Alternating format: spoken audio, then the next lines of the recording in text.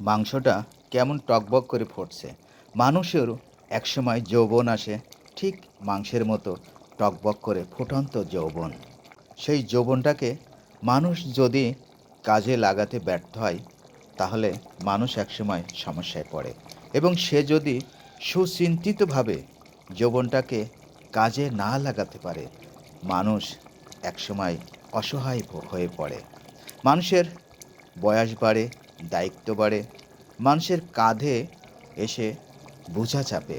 তখন সে অনুভব করতে পারে আসলে যৌবনের সুচিন্তিত মতামত এবং যৌবনটাকে প্রতিষ্ঠিত হওয়ার কাজে লাগানোর কত প্রয়োজন ছিল।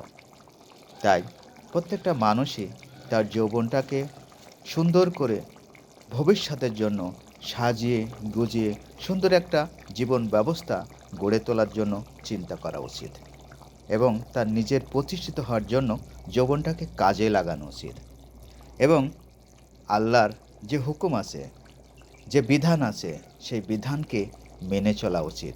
তাহলে সেই মানুষটি এহকালে সুখী হবে এবং পরকালেও সুখী হবে।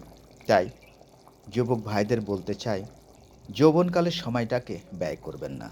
সেটাকে সঠিক পথে, সঠিক কাজে ব্যয় করবেন। সবাই ভালো থাকবেন।